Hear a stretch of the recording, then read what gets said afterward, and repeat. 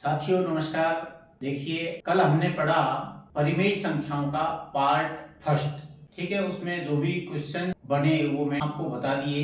इसके बाद में हम परिमेय संख्याओं का पार्ट 2 पढ़ने जा रहे हैं। देखिए, पार्ट 2 में परिमेय संख्याएं, अपरिमेय संख्याएं और वास्तविक संख्याएं दी गई हैं। इसके अलावा विभाज्यता के नियम पढ़ेंगे। विभाजकता के नियमों में कोई संख्या 2 से विभाजित है या नहीं, कोई संख्या 3 से विभाजित है या नहीं, इसी तरह से 4, 5, 6, 7, 8, 9, 10, 11 आदि से विभाजित है या नहीं, उनके हम नियम देखेंगे। परिमेय संख्याएं क्या होती हैं?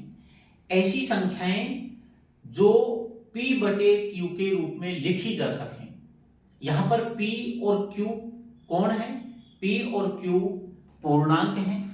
देखिए, जिन संख्याओं को P अपॉन Q के रूप में लिखा जा सके वो संख्याएं परिमेय संख्या कहलाती हैं। जैसे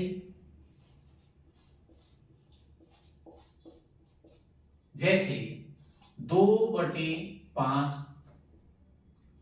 9/7 आदि जो संख्याएं हैं, और भी बहुत सारी हो सकती हैं जिन्हें P बटे Q के रूप में लिखा जा सके। एक खास बात आपको ध्यान में रखनी है कि P और Q दोनों पूर्णांक हैं, लेकिन ऐसे पूर्णांक हैं जो दोनों आपस में सह-अभाज्य हैं। सह-अभाज्य मैंने आपको कल समझा दिए थे।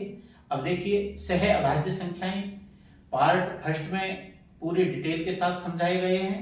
आप यहां पर इतना ही समझ लो कि P और Q पूर्णांक हैं और दोनों सह-अभाज्य हैं, और यदि इस तरह से इनको लिखा जा सके तो वो परिमेय संख्याएं हैं। अब बात करते हैं अपरिमेय संख्याओं की। अपरिमेय संख्याएं वे संख्याएं हैं जिनको P बटे Q के रूप में नहीं लिखा जा सके। तो P बटे Q के रूप में जिनको नहीं लिख सकते, तो ऐसी कौन सी संख्याएं? जैसे हम देखते हैं कि मान लो √2, √5, इस तरह से इन संख्याओं को P बटे Q के रूप में नहीं लिख सकते हैं, इसलिए ये संख्याएं अपरिमेय संख्याएं हैं। अब देखिए, यहां पर एक बहुत अच्छा प्रश्न हमारे सामने बन के आ रहा है कि क्वेश्चन आ गया कि बताओ पाई जो है क्या है? बताइए पाई क्या है? और ऑप्शन में आ गए कि परिमेय, अपरिमेय, वास्तविक, सम, विषम, जो भी है ऑप्शन में। इस तरह से हमारे पास में 4 ऑप्शन आ जाते हैं। तो आप क्या बताओगे? बताओ। देखो, मैं बताऊं, पाई जो है वो अपरिमेय है। अब यहां पर क्वेश्चन खड़ा होता है कि सर पाई का जो मान है वो 22/7 है, और 22/7 तो परिमेय संख्या हो गई क्योंकि इसको P बटे Q के रूप में लिखा जा रहा है। लेकिन यहां पर समझने वाली बात यह है कि ये जो पाई का मान है 22/7, ये इसका एग्जैक्ट मान नहीं है, ये इसका सन्निकट मान है। ठीक है, इसलिए सन्निकट मान होने के कारण यह पाई जो है अपरिमेय संख्या है। अब देखिए, वास्तविक संख्याएं, वास्तविक संख्याएं रियल नंबर, इनको R से डिनोट करते हैं। रियल नंबर कौन है? रियल नंबर वे संख्याएं हैं जो परिमेय और अपरिमेय दोनों ही हो। तो रियल नंबर जो है कौन है? देखो कौन सी है? जैसे यहां पर 2/5 और एक आ गया √5, एक आ गया 11/7। तो ये सभी क्या है? इसमें जो है अपरिमेय भी है, परिमेय भी है, यानी ये दोनों मिला के जो है वास्तविक संख्याएं कहलाएंगी। इसके बाद में टॉपिक आता है विभाजकता की जांच। कैसे करेंगे? देखो, 2 से वे संख्याएं विभाजित होंगी जिनके इकाई का अंक 0, 2, 4, 6, 8 हो, यानी इकाई का अंक। ये अगर इकाई का अंक है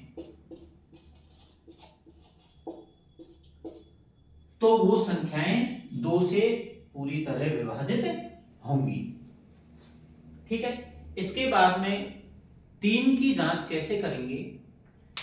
3 की जांच के लिए हम देखेंगे कि अगर किसी संख्या के अंकों का योग 3 से विभाजित है तो वह पूरी संख्या 3 से विभाजित हो जाएगी। जैसे 865, 6 और 4 10 है, और 10 और 5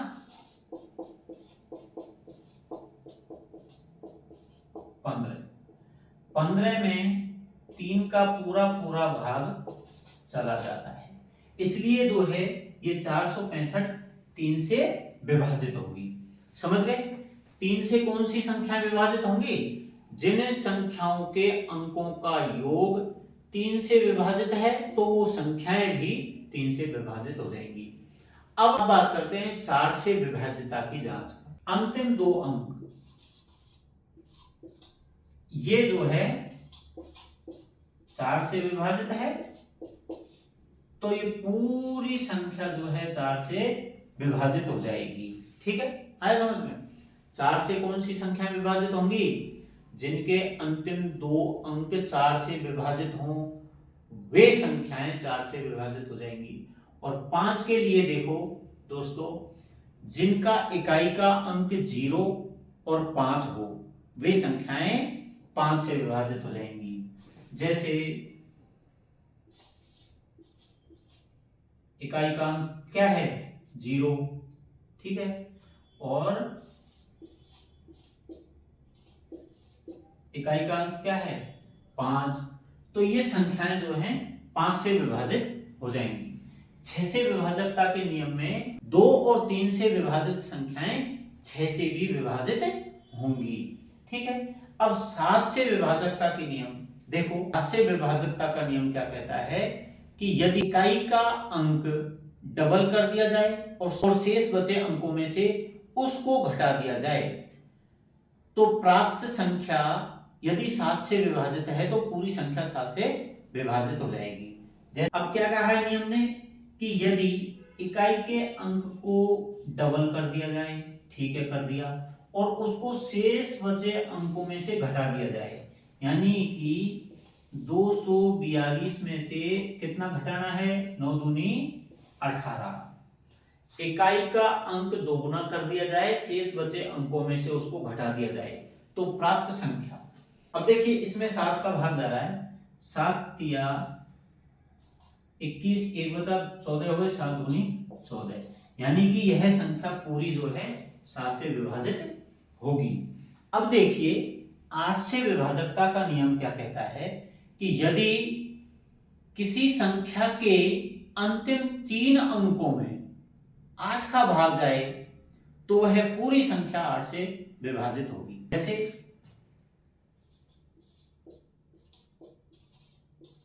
ये है।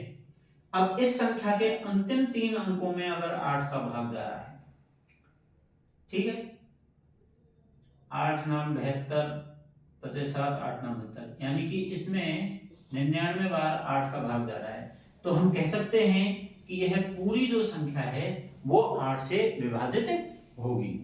ठीक है, अब देखिए इसी प्रकार से हम जो है 9 से विभाजकता का नियम पढ़ेंगे। 9 से विभाजकता के नियम में याद रखो, अगर किसी संख्या के सभी अंकों के योग में 9 का भाग चला जाए तो वह पूरी संख्या 9 से विभाजित होगी। और 10 में क्या है? 10 में यह है कि किसी संख्या के इकाई का अंक 0 है तो वह संख्या 10 से विभाजित होगी। 9 से विभाजकता का नियम कहता है कि यदि किसी संख्या के सभी अंकों का योग 9 से विभाजित है तो वह पूरी संख्या 9 से विभाजित हो जाएगी। जैसे ये संख्या लेगी, ठीक है। अब नियम क्या कह रहा है कि यदि इन सभी अंकों का योग 9 से विभाजित है तो वह पूरी संख्या इससे विभाजित हो जाएगी 9 से। तो देखो सभी का योग करें हम, 2 और 9 11, 11 और 0 11, और 3 14, और 4 18, 18 इनका योग आया। 18 में 9 का पूरा भाग जा रहा है तो हम कह सकते हैं कि ये पूरी संख्या जो है 9 से विभाजित है। ठीक इसी प्रकार से हम जो है अगला पढ़ते हैं कि 10 से विभाजित संख्या कौन कौन सी हैं। तो जिनके इकाई का अंक 0 है वो संख्याएं 10 से विभाजित होंगी। ठीक है, तो इसके लिए तो बहुत सारे एग्जांपल हम लिख सकते हैं, यानी जिन अंकों के इकाई का अंक 0 हो तो वे सभी संख्याएं 10 से विभाजित होंगी। अब 11 का नियम जो है अपने आप में एक विशेष है। देखो किस तरह से 11 का नियम कहता है कि यदि किसी संख्या के सम अंकों और विषम अंकों के योग का अंतर 0 हो या 11 का गुणज हो तो वह संख्या 11 से विभाजित होगी। देखिए, मान लो मैंने ये एक संख्या लिख दी। अब इसमें नियम कहता है कि सम अंकों का योग और विषम अंकों का योग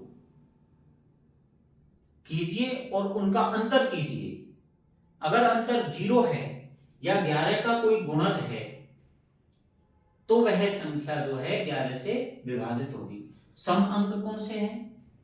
एक दूसरे नंबर का है, चौथे नंबर का और छठे नंबर का, ये सम अंक हैं। तो इनका योग कितना आएगा? देखो 1 और 7 8, 8 और 6 14। विषम अंकों का योग देखो 1 1 ये 1 ये 1 ये। विषम अंकों का योग आया है 7 और 2 9, 9 और 3 12 और 2 14, यानी कि 14। अब देखो 14 माइनस 14 बराबर 0। नियम कहता है कि अगर किसी संख्या के सम अंकों के योग में से विषम अंकों के योग को घटा दिया जाए तो 0 प्राप्त होने और 11 का गुणज प्राप्त होने पर वह संख्या 11 से विभाजित हो जाएगी। तो हमें प्राप्त हुआ 0 0। तो हम कह सकते हैं कि ये पूरी जो संख्या है वो 11 से विभाजित होगी। अब देखिए स्टूडेंट्स, दोस्तों, हमने जो है परिमेय संख्या का पूरा टॉपिक जो है शुरू से और लास्ट तक कंप्लीट कर लिया है। अब कुछ मोस्ट इंपॉर्टेंट क्वेश्चंस मैं आपको यहाँ पर दिखा देता हूँ, समझा देता हूँ। और इस टॉपिक के बीच बीच में जितने भी क्वेश्चन बनने वाले थे वो सभी मैंने आपको समझा दिए हैं।